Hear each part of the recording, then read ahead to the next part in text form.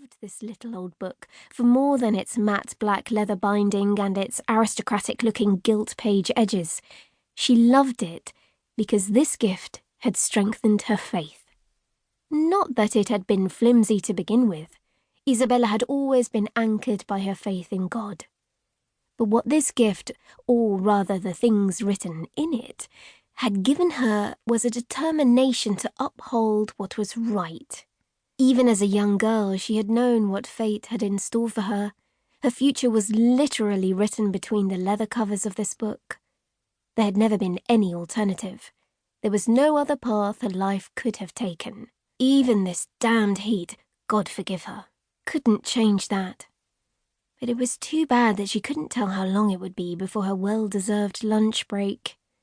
From the kitchen, she could already smell Sister Maria Hildegard's charcoal stew, which had a delicious perfume of thyme and fresh garlic. Her stomach wouldn't stop grumbling, and she wouldn't mind a glass of homemade Chianti either. Those who did hard labour were allowed to drink wine. On that, all the sisters agreed. She wiped the sweat from her forehead and looked up at the sky. She had to squint against the sun. Maria Isabella was quite good at telling the time and orienting herself by the position of the sun.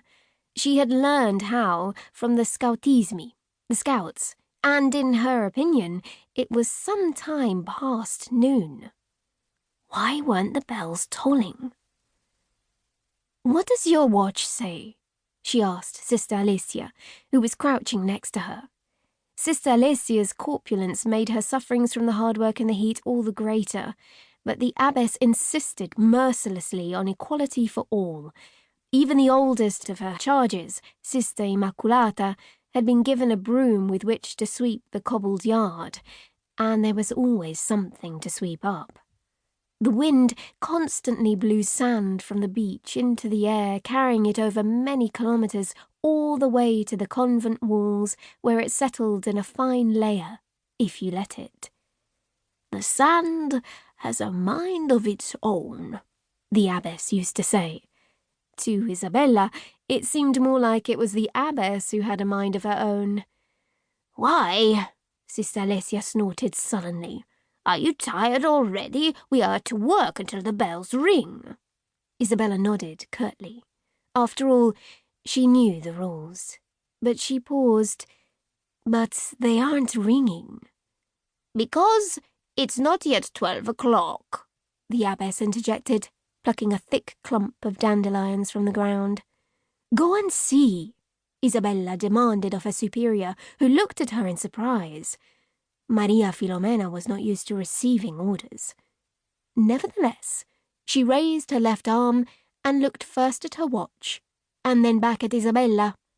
Her eyes were wide. Slowly, her gaze returned to the clock. At first she was incredulous, and then annoyed. "What time is it?" inquired Isabella. "Almost 12:30. One by one, the sisters nearby had paused in their work and were shooting each other curious looks. "But," said one. "It did seem like we'd been here a long time," murmured another.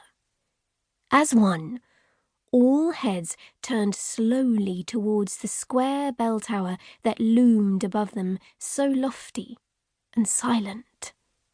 So silent. "Whose job is that today?"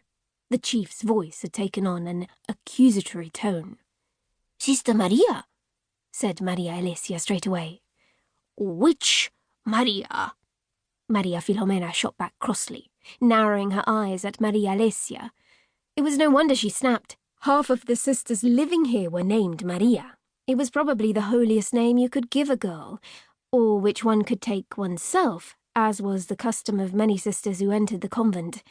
This was a recipe for constant and irksome mix-ups, which was why the abbess tended to dispense with first names and to address her fellow sisters by their second names. "Maria Raffaella," Maria Alicia replied meekly. "Typical," the abbess sighed. "Oh, she must have been at the grappa again. But everyone knows it's a sin to..."